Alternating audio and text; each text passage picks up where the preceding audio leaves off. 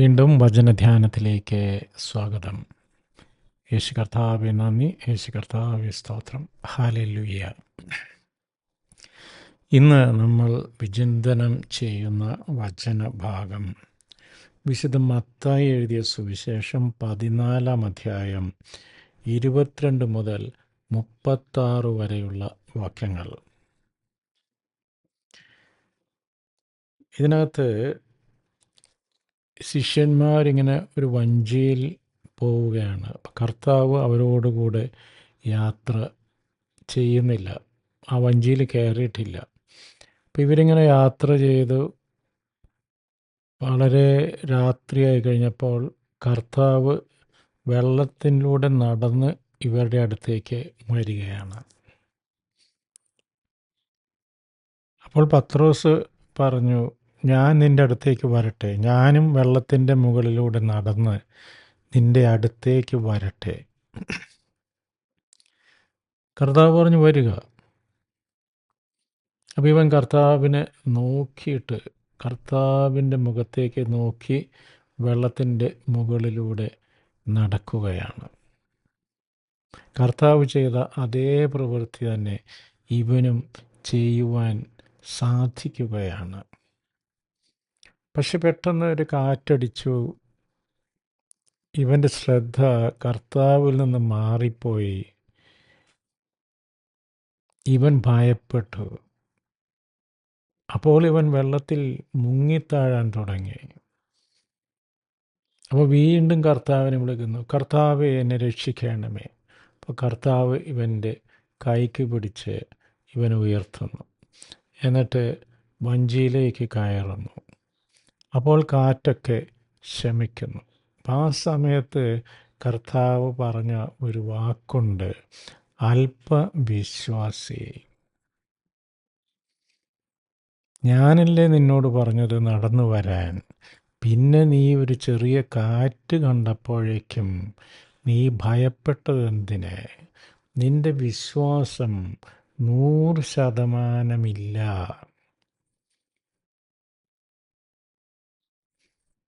അപ്പോൾ നമുക്ക് എപ്പോഴെങ്കിലും ഒരു 99% വിശ്വാസവും 1% അവിശ്വാസവും കൂടെ നിൽക്കാനായിട്ട് സാധിക്കുമോ? ഒന്നുകിൽ നമ്മൾ വിശ്വസിക്കും, അല്ലെങ്കിൽ നമ്മൾ അവിശ്വസിക്കും. ഒരു 90% വിശ്വാസവും 10% അവിശ്വാസവും ഒരുമിച്ച് കൊണ്ടുപോകാൻ സാധിക്കുകയില്ല. അല്പവിശ്വാസി.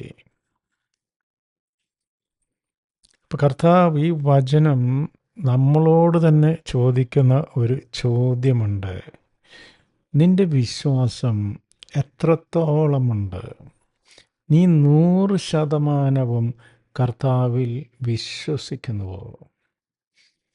നീ നിന്റെ ജീവൻ്റെ നാഥനായി കർത്താവിനെ പൂർണ്ണ ഹൃദയത്തോടെ സ്വീകരിക്കുന്നുവോ? കർത്താവിന് നിരക്കാത്ത എല്ലാ കാര്യങ്ങളും നിന്റെ ജീവിതത്തിൽ നിന്ന് ഒഴിച്ചു കളയുവാനായി നീ തയ്യാറാകുന്നുവോ? നിന്റെ വിശ്വാസം എത്രത്തോളമുണ്ട്? നീയും അല്പവിശ്വാസിയാണോ? അപ്പം ഈ ഒരു ചോദ്യം, കർത്താവ് പറഞ്ഞ അല്പവിശ്വാസി എന്ന ചോദ്യം, അതൊന്ന് നമ്മുടെ വിശ്വാസത്തെ നമുക്ക് തന്നെ അളക്കാം, നമുക്ക് തന്നെ ആത്മശോധന ചെയ്യാം. നമ്മുടെ വിശ്വാസം എങ്ങനെയുള്ളതാണ്? ആചാരങ്ങളിലും അനുഷ്ഠാനങ്ങളിലും മാത്രം ഒതുങ്ങുന്നതാണോ നമ്മുടെ വിശ്വാസം? അതോ യഥാർത്ഥത്തിൽ നമ്മൾ ക്രിസ്തുവിൽ വിശ്വസിക്കുന്നുണ്ടോ? ക്രിസ്തു വചനമനുസരിച്ച് ജീവിക്കുവാൻ നമ്മൾ പ്രതിജ്ഞാബദ്ധരാണോ? അതോ ഇതൊക്കെ ഒരു ജാതി ഇങ്ങനെ ഒരു കൺവീനിയൻസ്, ക്രിസ്തു കുടുംബത്തിൽ ജനിച്ചതുകൊണ്ടും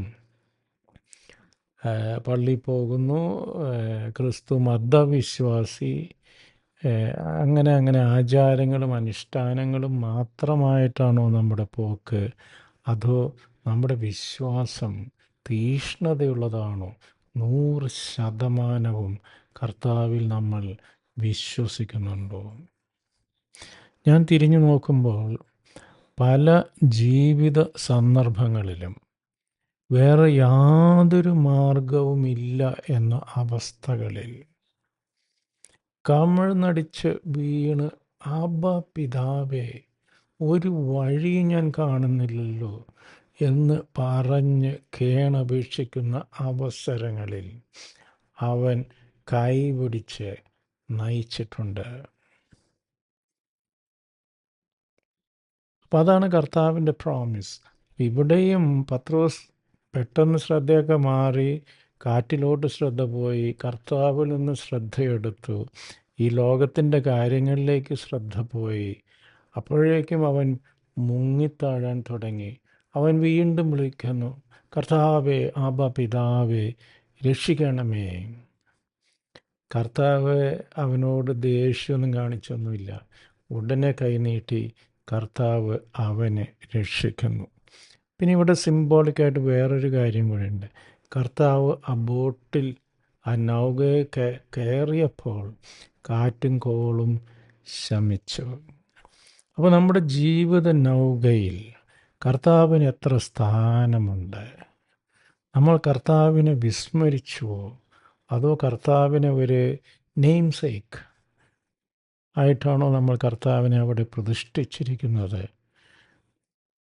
കർത്താവ് നമ്മുടെ ജീവിതത്തിലേക്ക് കടന്നു വരുമ്പോൾ കാറ്റും കോളും എല്ലാം അവിടെ ശമിക്കും എന്ന ഉറപ്പും ഈ വചനം നമ്മൾക്ക് നൽകുന്നു.